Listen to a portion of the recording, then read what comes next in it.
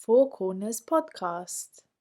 Are there any other competitors to the WTO? There are others, they do completely different things. They may focus on trade. Obviously, there's politics involved. What were the trade negotiators going through? It's extremely intense. Trade negotiators keep their secrets. There was a high level of misunderstanding and frustration on the European side. What kind of support would you be able to give to SMEs during a time like this? MSMEs have always been taken for granted. Many small or medium-sized companies, they don't know the rules of the game. From the WTO perspective, is this becoming more of an issue for you guys? If you talk national security, the sensitivities of the matters you are talking about goes up. And that is a concern. If members of the WTO try to solve it elsewhere too, but we can't force them. Okay, so hello everyone and welcome to the brand new year 2021. It's going to be a very, very interesting one, I'm sure, and we have a very interesting guest to start off. It's Bernard Kuiten. He is the head of external affairs for the World Trade Organization. He's been in the role for about 22 years now, so he's got a lot of experience dealing not only internally with the WTO, but also with external players, outside players. So he's a key individual to discuss very important issues in relation to trade and what we've seen over 2020. And also what we may experience in the new year and also as the new decade begins. Many people believe that 2020 was the beginning of a new decade. 2021 is actually the beginning of the new decade. So this is a great chance to speak. So Bernard, to begin with, thank you for joining us today. Klisman, it's a pleasure to Thank be you with so you. much.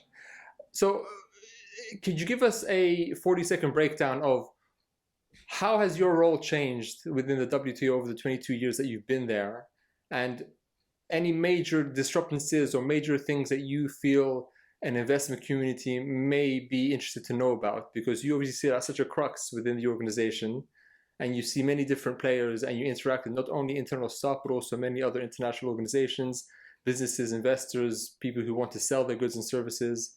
So could you give us a really good insider view into how you see the organization changing over the time you've been there, and maybe also where you see it going into the new decade? Thanks, Klisman. I mean, there are two major things that I've seen change in the 20 years that I've been with the World Trade Organization. The first thing is when I joined them, the organization was under pressure and under criticism, mostly from civil society groups. They were very unfamiliar with the organization and what it stood for, and therefore criticized what came out of it or was supposed to come out of it. That has completely changed. There is much less civil society interest. There's much more business interest. And that, adds to the sort of second change. The organization has been under fire for quite a long time now. We have not been able to deliver many outcomes of negotiated agreements, whereas the private sector has a growing interest in the organization, has shown a growing interest, has been more, interactive on these matters. So that, for me, has been the biggest change. Early days, civil society groups criticizing an unknown organization to them, completely reversed. We now have the private sector joining us. Excellent. And do you think, especially now as the new year comes into play, we have many things that could have gone wrong, very bad so, or depending on who you ask, could have gone very wrong and could have left the WTO to really solve a lot of messes, including things like BREXIT, which luckily, in the 11th hour, they managed to secure something which resembled a deal, which really led them to not use the WTO as a place to fight out their international trade disputes. But do you think now with the US-China trade war, with what could have happened with Brexit, do you think this is just the beginning of more flare-ups in the world as a nation's sense of power, the idea that we've developed as a firm, as different nations grow in their economical power and in their ability to attract different businesses to their active consumer markets? Do you see more issues coming up in the future? And if so, how do you think the WTO can be a mediator, especially when you have more rising powers who are going to have a bigger voice as the years go on?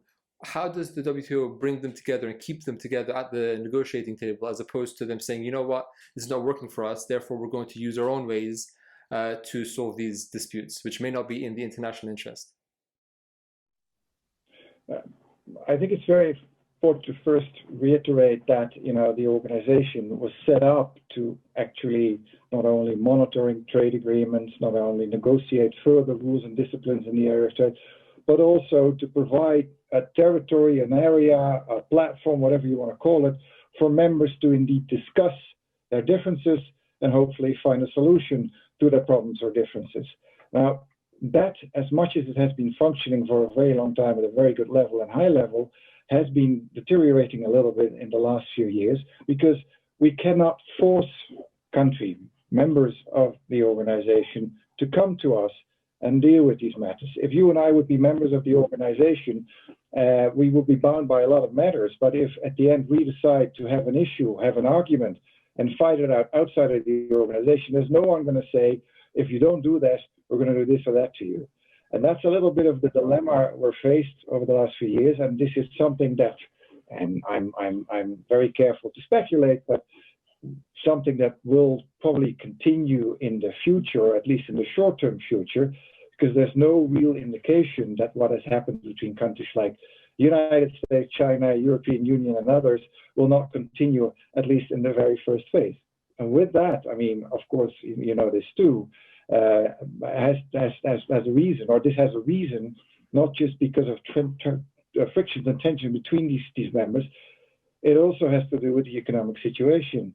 You know, where we were going out of the financial crisis, out of the economic crisis that started in 2008, we're kind of thrown back into it because of COVID-19. And as unfortunate as it is for many other more important reasons, it continuously comes back into the discussions we're having. Right now, if you see the most recent predictions, the forecast for certain parts of the world, because of the second wave, or some even call it third wave, you know, economies are expecting another hit. And what is really scary is that that hit is expected to be slower but longer. Whereas last year it hit just like that, and people were saying, we'll get over that. Right now they say this might actually be prolonged because we just recovered a little bit with the support of many government help, you know, out of this first sort of like throwdown, and now we're getting back. That will have an effect on trade relations between members. That's really interesting you bring that up. When you speak to, because you are in a better position to answer this maybe, but when you speak to private businesses also, as you mentioned, it turned from more the civil space towards a more private industry space. Is there a specific way in which the private industry can interact with you? Is it as easy as just calling up their representatives in their region to say, listen, we have big concerns over a specific another member of the World Trade Organization, we want you to step in? Or is there, or am I mistaken in the way that businesses can actually interact with the WTO? What kinds of support and outreach would you be able to give to firms, especially during a time like this, where COVID has really cut a lot of trade, demand has gone down across the board for every kind of commodity, and also sometimes service imaginable, including oil, gas, and others as well, foodstuffs too, because because of COVID. How can businesses approach you? How do you have that conversation with businesses when it comes time to these types of crises? It's pretty straightforward, and at the same time complicated. Believe me, I'm an international bureaucrat. We tend to make things more complicated than they need to be. But in terms of interaction with the private sector, they basically come to us, to me, to my territory and say, like, we have an issue, can we discuss it? And that's how things start. But that's at our level. That's at the multilateral level, at the international organization. It normally starts at the national level. Don't forget that the World Trade Organization is an intergovernmental organization. That means that all its rules, all its obligations, all the negotiated outcomes are done by governments, also signed off by governments. This is not signed off by a private entity or the private sector. It's verified by parliaments, but the overall area and territory is governmental.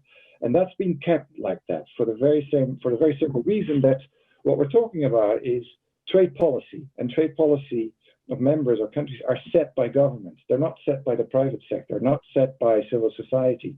They're not set by any kind of foundation. No, it's the government that decides on whether a tariff should be 2% or 4%, or where a regulation in the area of financial services should be more burdensome or not. That is all covered under the organization, but it's set by government. So there had to be a way of including the ones that, you know, I would say are mostly involved in the area that my organization covers, which is trade, and that's the private sector. I always talk to people, or I say people, I mean, are you trading? Am I trading? No, it's the private sector that actually trades, whether services, goods, it doesn't matter. And because of that, we have to find a way of bringing their views in, not directly at the negotiating table, because I just said it's an intergovernmental organization, but another way. So we have a variety of communication channels. They could be general, they could be specific, they could be public, they could be private, where we try to receive ideas and views and comments from the private sector, and for that matter, any other entity out there, and the other way around, to bring those views closer to our members. Because in a perfect world, I'm telling you, Klisman, in a perfect world, that wouldn't be necessary. In a perfect world, a company or a sector that has a problem, right now there are many companies and many sectors that when they go to the government say, you know, I can't get my products into country B because there's a limitation, there's a rule, there is a technical barrier to trade. Can you solve that for me? And then the government goes to the WTO, start discussing it, and solves it. That's the ideal world. Doesn't always work like that. Sometimes information makes it to the governmental level, sometimes it's not. We try to be the neutral, honest, and independent broker in that whole process and provide information. Because if you ask someone on the street, do you understand the World Trade Organization? Do you know what it stands for? And do you know how it functions? And you get 99% of the people saying, I have no idea. The private sector might be a little more advanced than that, but there's still many, as we recently experienced with Brexit, many small or medium-sized companies, they don't know. They don't know the rules of the game. They don't know how to get their issue out there. That's what we try to facilitate. Yeah, that makes sense. Especially for the SMEs that are growing up across the board, across the world, as entrepreneurship takes hold in many different parts of the world where maybe before, for different reasons, you know, capital restrictions may have been put into place, or just the skill sets necessary to develop specific type of businesses weren't there. As the world becomes more, you know, informationally globalized, maybe not so, you know, in terms of trade, informationally globalized, more people are now developing different types of businesses. To get them involved in the conversation is key. Also, I can imagine the work you do there, it probably takes a little bit more effort because the niches of types of businesses and the actual businesses on offer and the products and services on offer are changing. As technology changes, the business offering and the service offering needs to adapt with the complexness of society. How do you guys reach out to the SMEs through your government representatives? Is it still difficult to find different ways in because some parts of the world SMEs are more developed, whereas others are less developed or less transparent? Or what kinds of things do you guys face in that situation? Especially when you guys speak to maybe other kinds of organizations, maybe with the UN or with the EU or other kind of regional political bodies like this. Can you say something about that as well? Yes, absolutely. I mean, first and foremost, we are a relatively small international organization. We're only based in Geneva, Switzerland. We have about 650 people. So for us to reach out to anybody, you know, outside of the sort of 40 kilometers around Geneva is a challenge. And of course, modern tools make it easier. But generally speaking, what we first and foremost do is, as you say, is work with others who are better plugged in, whether it's business associations, other international organizations, governments, anyone who can help us to reach out, to offer our, you know, I would say our information, our knowledge. We use those sources. And overall, they help us a lot. Once these contacts are established, you know, you sometimes go deeper because there might be a specific issue related to a specific sector within the area of micro, small, and medium enterprises. And then, you know, you may have 4 or 5 smaller firms that you're already working with. They can help you. Yeah. I mean, what we generally say is, you know, if you have suggestions, if I would come to you and say, like, listen, do you have suggestions of companies that we should talk to in this particular sector that are not, you know, that are not the big ones, that are not the multinationals? You know, you may give us 5 or 10 or 20 names, and we reach out to these people. That's how we built that network. And we had to really start from scratch, because I don't know how you think about this, but I have always found it amazing that for 15, 20 years or longer that I work in this international environment, both for governments, for the European Commission, for WTO, that MSMEs, or small and medium, have always been taken for granted. And then suddenly you saw a change in attitude, a change in analysis, a change in resource, and everybody started saying, well, they are responsible for about 90% of our employment, Exactly, or 90% of our economic activity. And, you know, friend and foe looked at everybody like, why didn't we know this? Yeah. And why didn't we realize ourselves this was so important? So it's a key area to reach out to.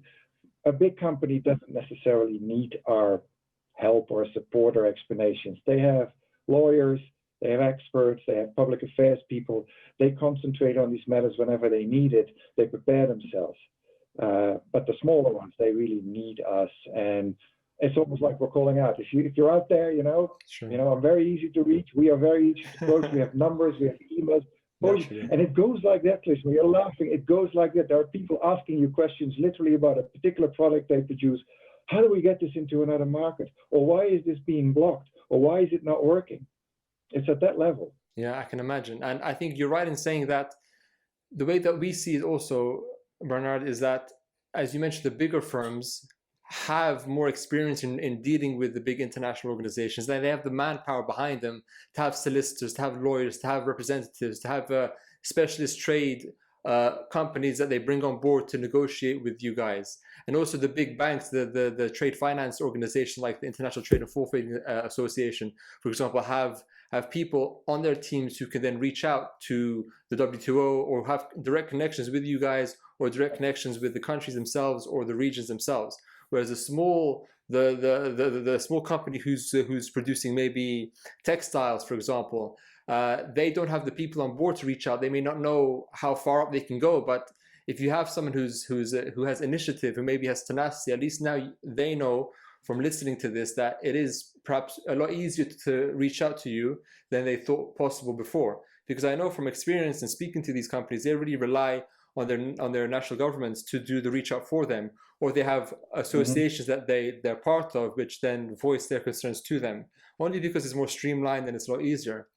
So then for you guys, connecting with these trade associations or these industry bodies would be very interesting. For example, I know for a fact, because I've been contacted about it, Kazakhstan and Egypt are hosting sort of an investment forum in February in Sharm el-Sheikh, because they want to increase investment to both parts of the regions.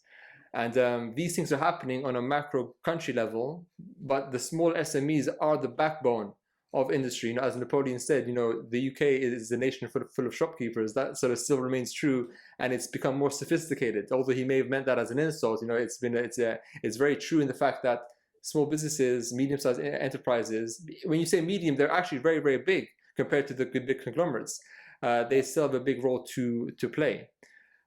In saying that, how then, you have obviously SMEs in all parts of the world, but then how does the WTO interact with nations which are not part of it? You have nations like Iran, Iraq, Libya, even Serbia, who aren't part of the WTO right now, and some of them have accession talks and they're going through the process now. When it comes time to trade disputes now, as we see, for example, when a nation puts on sanctions, like America putting on sanctions on Iran, for example, in Sudan also, how does the WTO interact with those nations who aren't part of that infrastructure? Is there a way they can do so? And what are the pitfalls, do you think, in that? Or maybe is there also a challenger to the WTO for these parts of the world which aren't part of it? Do they come together themselves, or how do you deal with that issue?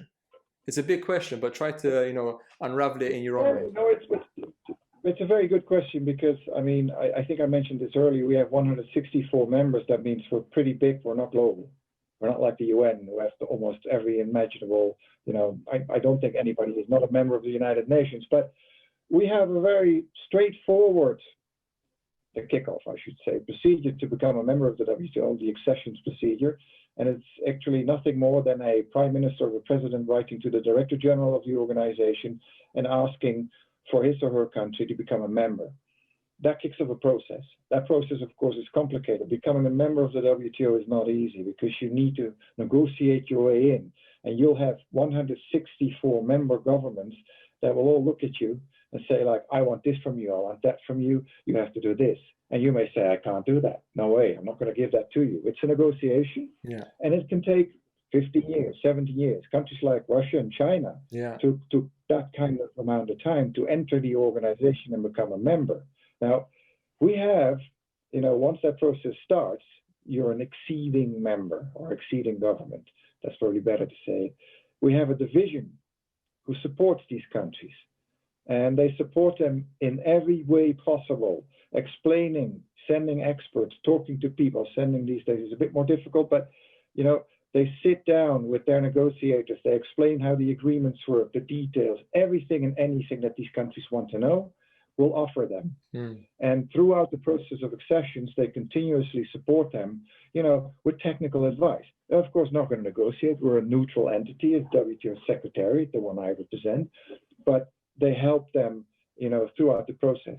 These countries also come together, either the acceding countries or the countries that recently became a member. They realize that they've gone through a process which took them a lot of time and energy, which actually, put them put signatures under the contract to join the organization. They make commitments and they have to live up to that. So they share experience. They sometimes share frustrations like everybody else does. So there's lots of different ways where these countries talk to each other. There's lots of ways that we provide technical assistance, as we call it. We have funding for that, and it's available. You mentioned countries like Iran, Iraq, and Libya. They're all acceding members. They therefore get the support. Now, that's the procedural point.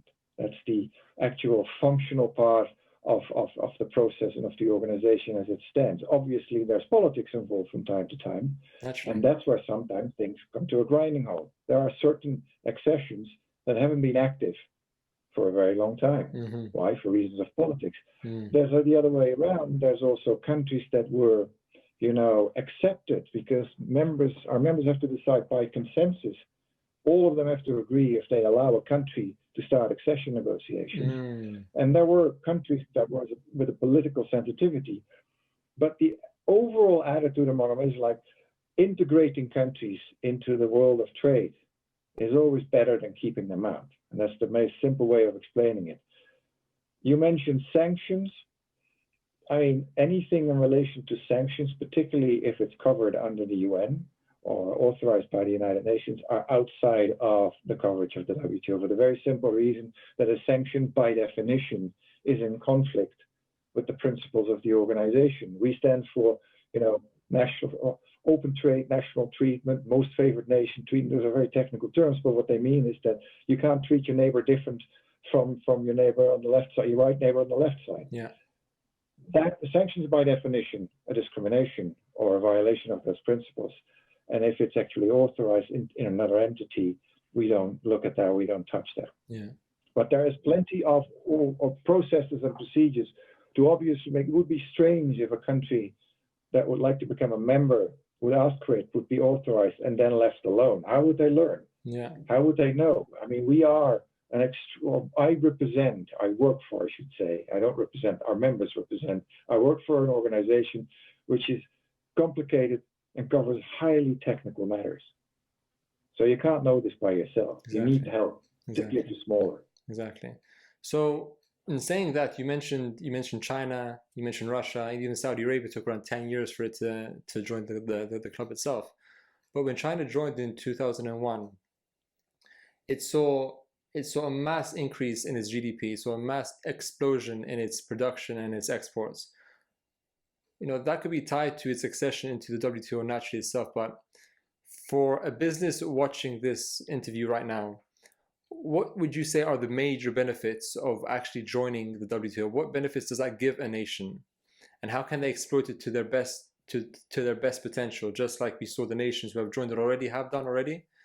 How do they take advantage of joining the WTO? And also, this may not be the case, but are there any other competitors to the WTO that you see coming from other parts of the world? We have, for example, the World Bank as a Western institution, but then you have, Russia and China also developing their own versions of funding for nations who would maybe go elsewhere if there was an option and they created that option. So these are the two parts I would love some more insights on. Firstly, how best can a nation, and what benefits does the WTO give you? And do you see potentially any competitors to the WTO emerging as the geopolitical situation changes and evolves throughout the world, as your nation's centers of power, as they grow, become regional, important parts of the world, and they maybe come together with other countries to form coalitions of trade, for example? We see this in the form of finance and investment. Can we see this also in trade?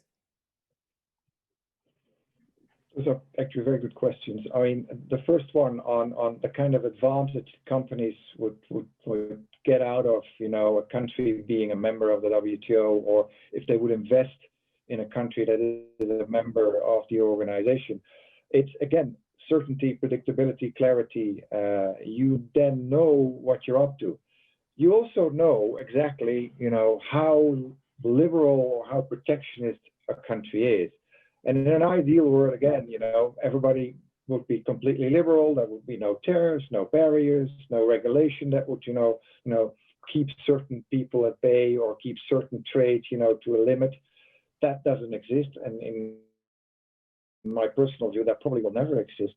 So what you do as an investor, as a company that wants to, start a brand, have a subsidiary or invest in a plant in another country, you look at the rules and regulations, and you look at what you're allowed to do and what you're not allowed to do. A very good example is, for example, majority ownership in the area of financial services. Many members of the WTO have explicitly indicated, what they allow for banks, to do. Can they create or establish a joint venture with a national bank or not? Can they have a majority ownership or not? That's the kind of rules that governments bind as organizations umbrella. And once it's bound, you know what you're up to. You know that your competitor is not treated differently, which is another very important thing. It's great if you invest a lot of money into a project into another country and then find out that your competitor was treated twice as nice by getting all sorts of advantages whatsoever. You're not going to be happy.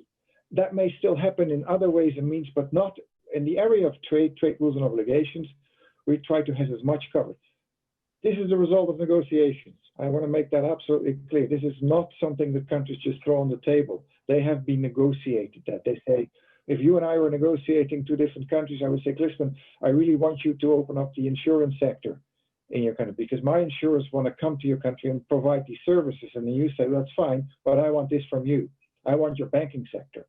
That's how, this is of course generalizing and simplifying, but that's how these negotiations go. And the outcome is, a common denominator, and it's a step-by-step process. But that's the advantage. You know what you're up to. Competition, I don't think, at the risk of sounding arrogant here, which I don't want to, I don't think there's an international organization that does something that we do. There is no competition. You mentioned the World Bank, there are others, they do completely different things. They may focus on trade. They may do analysis of trade and trade policy. They may even use trade policy as a lever or as an argument to finance or to support. But they don't deal with, setting the rules of trade between nations, which is what the WTO does.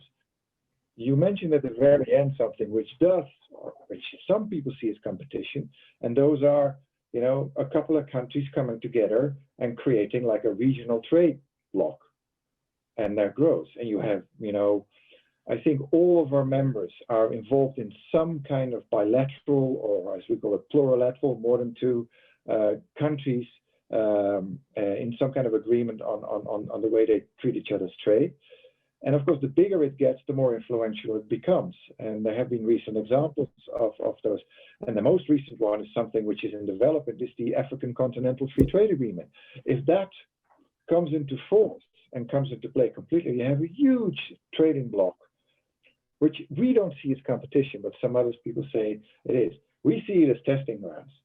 These bilateral, plurilateral trade negotiations between nations is often where they try out new areas, new rules. Imagine data flow, imagine electronic commerce, imagine cooperation to support of small and medium enterprises. All of that is not covered by the WTO. They are currently talking about it, negotiating, but it's not covered yet. And it's much easier, as you can understand, to come to some sort of agreement between 2, 3, or 4 countries than it is between 164. So competitive international intergovernmental organizations, not really. In terms of trading blocks, it's not so much competition, but it is, areas. I have a simple example because I used to be a trade negotiator myself. A trade negotiator has, 24 hours in a day, and she or he has to spend that. And if you spend 60% on negotiations in multilateral negotiations, like the WTO negotiations, you have 40% left. If you spend 60% of bilateral trade negotiations, you have 40% left for the multilateral side of things. So, I mean, it depends a little bit on the time. So if there's a lot of bilateral negotiations, like the UK is a great example. I mean, they are now out of the European Union, and they are already negotiating, concluding deals with other countries, bilateral, on trade. That means their trade negotiators are spending a percentage of their time on these negotiations and not on multilateral. If you want to call that competition, that's competition, but that's time. Yeah, wonderful, wonderful. And we'll cover EU and Brexit in probably one of the last sections. Since you are a trade negotiator, I'd like to ask you a question for that. But when you look at the issue, which has really, you can call it plagued or you can call it enhanced the world of trade, depending on how you view it. And that's the phenomenon of the rise of protectionism. Now, this obviously isn't a new thing, because if you even go back as far as Alexander Hamilton's, this idea of the infant industry theory, where you need to have protectionist measures so that your own industries can grow without competition from outsiders. That has been the case, which has allowed the UK or the British Empire before to grow to be as big as it was, and then the Americans. And we see this concept of protectionism happening in other parts of the world as, again, the nations' centers of power grow. They want to make sure that their industries and their companies can actually compete on an international level, depending on the ambitions of that world leader. So they then enact protectionist measures to make sure their industries grow and develop, which has obviously knock-on effects internationally for different reasons. But then you have the second kind of protectionism, which is much more apparent in, perhaps, I don't want to call them more advanced economies, but more economies which are more integrated for their national security. So, for example, we noticed that with the US passing in 2018 the FIRMA bill, I can't remember what it stands for, but it's a bill which really restricts investment into the US, so for mergers and acquisitions, on the basis of national security. So they would really do due diligence on the firms and the countries which invest in America. And this is really targeted towards China, in the sense that they are worried, for national security reasons, that China is now is sort of merging and acquiring key companies and key industries in the US. So they put in this piece of legislation in 2018 to curb this. The UK is also enacting a similar type of legislation, which is going through the process now. Australia is doing the same thing. The EU is doing the same thing as well, off the back of the idea of national security. If this continues to grow, China is also now putting in their own measures in their mind to in line with these other measures that the United States, the EU, and the UK have put into place for the same reasons. Now, national security cannot no longer, I don't think, can be defined only by saying you can't buy this type of weapons manufacturer, you can't buy this type of technology company. But security in terms of healthcare, as we see now, managing supply chains for PPE has become part of a national security measure. This kind of ideology of national security is now creeping into other industries. And if we're not careful, we're going to have a very suspicious trade environment where nations will enact these pieces of legislation with the backing of their allies to say, if we have a homogenous kind of policy, then sort of faux nations or adversary nations or competitive nations won't be able to then, purchase their way through to superiority. From the WTO perspective, is this becoming more of an issue for you guys across the board, or is this right now really being focused on the bigger players which have national security concerns at the forefront of their mind? Let's say like the US, UK, EU, China, Russia perhaps as well, Iran also perhaps as well. I mean, in general terms, national security is covered by the agreements under the WTO, and it's mostly there to allow countries, like with sanctions, to create an exception or ask for an exception if they consider their national security in one way or another being affected. That's never been really further defined. At present times, as you rightfully say, there is more reference to national security. I think it's broadened between the traditional national security, also made reference to And I think members that have similar views or similar ideas on what this means to their country certainly coordinate. We have not really seen that coming to the WTO as such. We have had some dispute cases where national security was involved. And you come back to the very, very first point you made. The WTO was actually set up, as a platform first and foremost to discuss these issues, because everybody realizes you don't have to be a rocket scientist to think like, if you talk national security, the sensitivities of the matters you are talking about goes up. You're not talking about a very specific technical part of a product. No, this is a very generic issue. It's easy becoming, or it is often becoming political. So if there is a problem, use the WTO if it's related to trade, or if you want to take a measure related, because obviously national security can be there. If there's no trade link, it's not relevant for us. But if there is, and we have seen some examples of that in the past, then that's where you should go. That has not always been the case more recently, and that is a concern. It's not so much a concern to us because we are very careful in speaking about this, but it's a concern if members of the WTO consider certain matters to be outside of the coverage of the organization and try to solve it elsewhere. If they then start using trade policy, trade measures, as we have seen between two big members you just mentioned, then it could potentially become an issue. I've heard a commentator once say, what you see right now happening between a member like the United States and China is like there is no WTO. They have taken issues outside of the organization, and they're trying to settle these matters, outside of the agreed procedures that we have there to which they sign on to. But we can't force them. If they don't want to use the organization, we regret that, and we are concerned about it, but they can do it outside. So is it something that will continue? Is it something that concerns us? Obviously, anything that could undermine the function of the organization is of a concern. We are, in a way, the guardians of the agreements, so we are concerned. Is it something that we have a say on or control? Absolutely not. Yeah. That should be very, very clear. Yeah, this is a matter which is really a national matter. Sure. I mentioned that point, Bernard, because we currently are writing a white paper on this topic, which will be coming out sort of end of January, beginning of February, which covers this topic. So it was interesting for me to get a point of what you say and what your organization represents. Naturally, you need to be unpartisan. You can't really be on anyone's side because you are there as a mediator between nations. You're the referee. It's sort of the international trade referee, and you do that the best you can. Naturally, you have bigger nations with bigger pulling power than others who then can sway the conversation. But that's natural no matter what arena you go into, no matter what area of business. Even if you were, a business dealing with something, you're going to have the bigger players and the smaller players, or the bigger players with the bigger players having their own, dynamics happening within there. Something which I've discussed with Duarte Pedreira, who's the head of trade finance at Crown Agents Bank. We were talking about the trade finance deficit, meaning the amount of trade that needs to be financed globally compared to what's actually financed. And the gap is actually $1.5 trillion gap of especially small and medium-sized enterprises who can't get trade finance funding to buy or sell their products for many different reasons.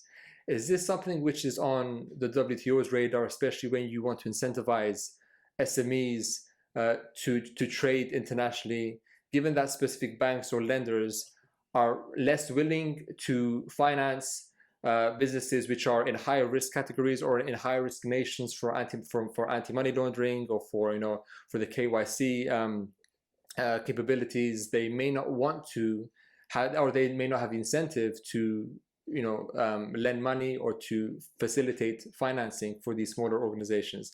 Do you get involved in these kinds of conversations with these lenders at all? And if so, what do these conversations sound like? I would actually say it's the other way around. We get them involved with us. Interestingly, this developed as a result or during the financial crisis. The WTO as an organization was asked to actually become a facilitator of discussions on trade finance, the availability of trade finance, and the access to it, in particular for smaller companies. Why? Because what became very clear over time, and particularly it became very obvious during the crisis, is that there's a lot of trade finance provided, by private lenders, by international public lenders, and there's absolutely no coordination, in particular in the area of trade. And I'm not an expert on it, but I mean, there's a lot of finance going into direct contracts, into direct trade promotion, into actually facilitating those things, which are relevant for WTO. We don't provide money, we don't provide trade finance, we have no real expertise on it, but we are constantly confronted with trade flows, questions from the entities involved in trade, and trade finance became an issue. So the then Director General, Pascal Lamy, was actually asked to coordinate that. And since then, we, I think, meet twice a year formally and more often informally with the major entities involved in trade finance. And what we do mostly is expose them to these gaps and to the actual problems that traders are facing, because they're no longer seen as guaranteed. They are not seen or no longer seen as creditworthy. And then we try to basically explain and show people, this is what's happening, what are you doing about it? Are you doing something? Are you doing something? So we play a coordinating role in a way dear to the core function of what the WTO stands for. And that has been very relevant and very supported, particularly by the private sector. So yeah, we are very much involved in it, although we don't provide any trade finance ourselves. Sure. Yeah, that makes sense. That makes sense. I think it's a very good thing because, as we talked about earlier, SMEs are growing and they're hungry to expand. And if there are no trade protectionism measures in the markets they want to trade into, they're even more eager to sell into these markets. But sometimes, not in their fault, they may be in a country where FATF, the international body which deals with anti-money laundering, says they're in a high risk part of the world. Therefore, investors are less likely to give money to it, because how do they know it's actually a business which trades these goods and services?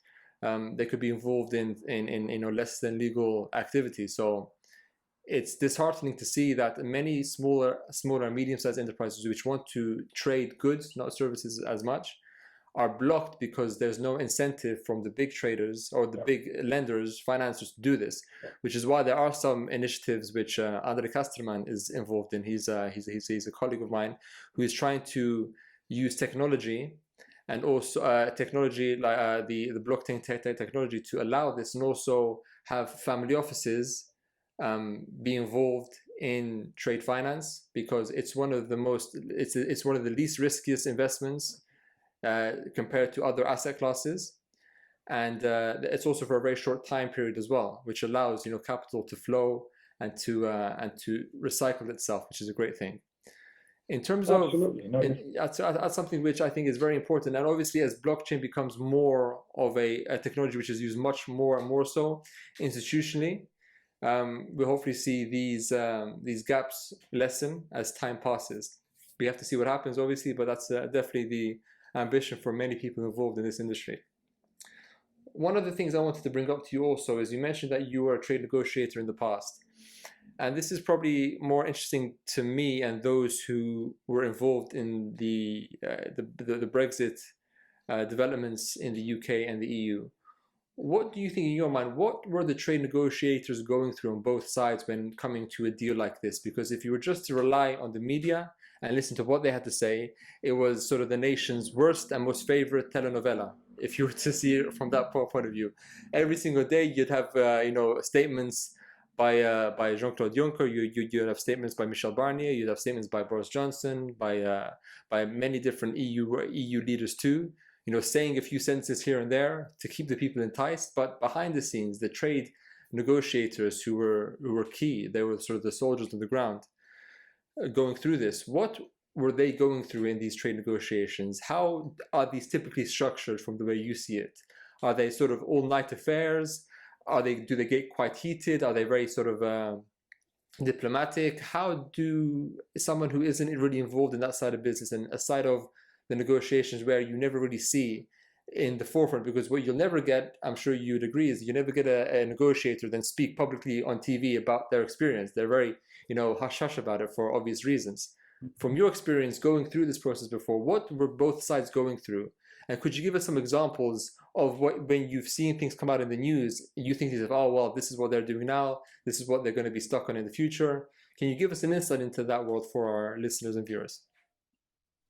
Well, listen, I would be second guessing, and it's a while back, but let's say the experiences I've had myself as a trade negotiator for a large entity like the European Union is that it's extremely intense, first and foremost, because it's the sheer amount of information you have to deal with on your side as a European representative, because it's, all the rules and regulation that exist. Then you have the member states.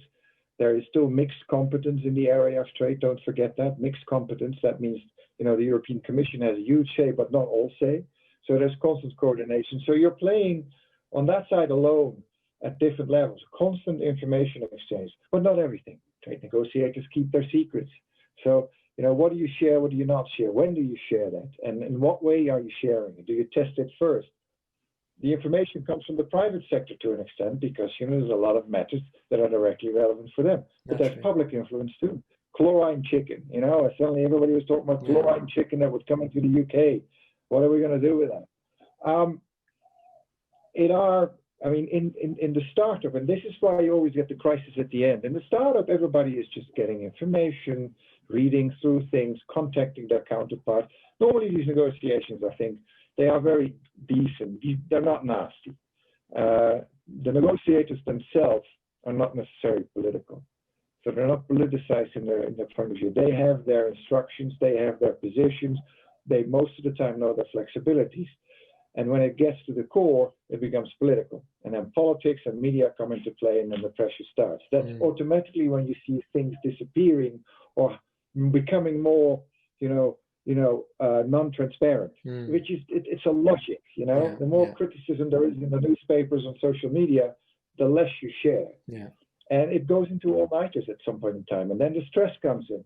And sometimes mistakes can be made. I'm not saying that they were. And then things have to go back to the negotiating table. And then you get, maybe I shouldn't say that, but I'm saying it anyway. What I've learned very much in the European Union, working first for a member state, my own country of origin, the Netherlands, as well as the Commission, is that you have these 1 minute before 12, surprises.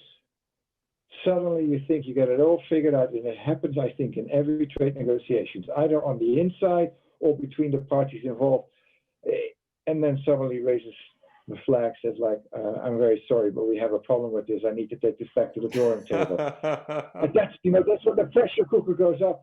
And then sometimes you get frustration, you get people getting angry, that leaks into the press, and then, the leading figures on both sides. That's probably what happened, in the Brexit negotiations too. Gosh. You have to add to that, there was a high level of misunderstanding and frustration on the European side on why the United Kingdom decided to do this and leave the European Union. And I think with any club, if you have a respected member that suddenly decides to leave, you're always like, why are you doing this? We have a great club. It's not perfect, but it's, it's moving forward. That influences negotiations. It is. Everything they write about it is true, and sometimes it gets worse. But at the same time, I'm pretty certain, you should check it with those involved, that, after, 24 hours or 48 hours of tough negotiations, they can still go to a pub and have a beer together and also laugh about it. I think certainly, in the EU, UK level, I'm sure that happened too. And because at the end they have a common target. No one, I think friend and foe, you would agree with this too, no one would have benefited from a no deal. Exactly. No one. You're right there. I think the optics though, imagine if you had a curious journalist taking a picture of both sides having dinner or having a drink together after the negotiations, that would have been the horrible optics for the actual situation. I think they'd rather seen as being very divided as opposed to having dinner afterwards. But surely, people are human beings as well, and they do the best they can with the information. That's what I with think, the information available for sure. I don't know if it happened. But I know it used to happen in the past, which is quite a long time ago. Maybe things have changed a little bit. There may have been more sensitivity. But the bottom line is they're human beings. Exactly. And they're sitting there and they try to commonly come to a target and a goal. Exactly.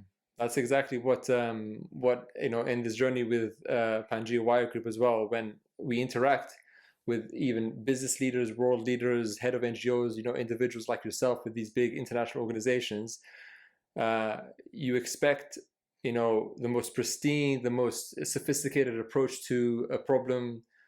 And then when you actually speak to some of them, you realize that they are facing real issues in work.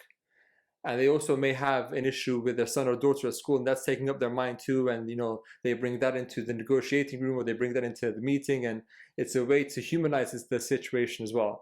I remember around this time last year, or beginning of February, I think it was the 11th of February last year, I gave a talk in Helsinki, Finland, to a room full of trade financiers about how geopolitics will impact trade in 2020.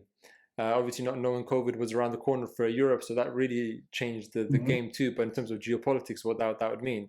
And when it came time to the breaks or for lunch and stuff, I would speak to sort of representatives from very big, banks and organizations, and they felt very exacerbated by this whole Brexit process. Not because Britain wanted to do it, but the lethargy that built throughout time, and the consistent media depictions of what was happening. And naturally, this may impact the trade negotiators too, because they realize what this negotiation means in terms of how it's represented, and that may impact what's actually spoken about. Much so, do you think that is the case also, where it's read in the media by these same negotiators who are negotiating? They may laugh at the inaccuracies, but they realize that if this is what the people are thinking, then we need to maybe change our position. Is that part of the thinking, or not at all? I tend to believe that, and if you compare public information today with 20 years ago, I mean, everything is out there immediately. You're right in your face, and in multiple ways. So you do see, read, hear everything, even if you don't want to. It's almost impossible. Does that influence people? It probably does. Do people, these are high-level professionals. They are the best of, let's not forget, most of these negotiators are really the best of the best. And they know what they are supposed to do, and they know what they're up to. But again, we're all human beings, and things can come into mind, can come into play. It happens in sports, in industry, in the private sector, in philanthropy. People can make a mistake. That's why, and that's, I think, a point I just want to reiterate also towards people from the private sector. It's all about checks and balances. If you talk about binding rules, obligations, policy that will actually literally change matters for permanent, that will actually force people to do things differently, you have to make sure that whatever is being put on the table at 7 p.m. is verified the next morning, and maybe triple verified before you continue. And I think this is one of the reasons why trade negotiations take so long, because it's not like you and I come to, this is a great thing, deal, look at it again, okay, it's fine, let's sign it. No, it will be looked at by lawyers, by economists, and it will have a political look. So the checks and balances in the Brexit negotiations must have been there. And it's never a 100% guarantee, but probably a 99 or 98% guarantee that this is really thought through. The same happens with WTO. That's why it takes so much time. That's why we all still to the business sector. You're going to have to be patient. This is not going to be negotiated or agreed upon in 4 or 5 months. 164 nations are involved. Try to even imagine how that works. Exactly. So it's time versus checks and balances versus complication. The formula comes to then it takes a long time. Yeah, naturally. And before we wrap up then, is there anything else that you think, I mean, we could talk about this for a lot longer naturally, but for an investor or for a private sector operator or an SME, are there any other things that you think are worth you sharing with them when it comes time to working and engaging with the WTO that we haven't covered so far? Maybe two things. One is there is actually a lot going on. There is a large group of country members of the WTO that are negotiating on newer territories, like electronic commerce, like micro, small, and medium enterprises, investment facilitation. I mean, these are just examples. There is a working group which probably starts negotiating on gender and trade, on how to deal with that in the international world of trade and the international rules and disciplines that the organization. So there's a lot of matters on the table right now we've been accused of not dealing with because we were behind, and we are behind the real economy. It's happening right now. So private sector interest, is going, but can go further. So if people want to know more. The other point is the other way around. There seems to be the idea, and I'm generalizing, that we would not be interested in hearing from the experiences companies or the private sector in general has when they trade, when they enter into trade or when they trade themselves. On the contrary, I would like to, and this is risky, but the more information we can get from people on the ground that are trading, the better we are and the better we are capable of looking at our own rules and see if our rules are, right or not. And very recently, I spoke to a group of, or an organization, a European organization representing a particular sector, and we talked about Brexit. And I learned much more from them than they learned from me, because they were saying, well, our members, our traders, our companies, they're on the ground and they're stuck right now because of this and this and this. And it's interesting to see on one side of the border it's organized, and on the other side it's not. That's information that obviously, again, governments, if they would hear this, would not like to hear this. Like, governments don't tell you everything. Yeah. They are negotiators. They are naturally saying, we tell you what you need to know, not more. Yeah. We hear that, and then we hear company information, and we're just better informed. Yeah. And the bottom line is, the more informed you are, the better you function. Yeah, that makes sense. That makes sense. Wonderful. Bernard Kuiten, the head of external relations at the WTO, thank you so much. And when it comes time to actually contacting you, your LinkedIn is very available for people. We'll be sharing that on all the platforms. Are there any other ways that you would like to tell people in order to contact you if they wanted to? My email is actually the easiest. I'm on LinkedIn, yes, as you know. I'm not on any other social media, and I certainly won't change that. Yeah. I get enough information as it is, but my email is my name, bernard.kuiten@wto.org. It's as simple as it is. It's fairly easy to find already, but if people have a particular question that listen to this podcast, let them approach you. If they can't directly, they can probably approach you, and you can talk with Sure. Well, that's what we do. To help wherever we can. Naturally, that's what we do as a business anyway. So for sure, if there's anyone that would like to speak to you, if they want to speak to us first, naturally, we'll be able to pass on the information. Great. Thank you so much for joining us today, Bernard. No, thank you super much for having me.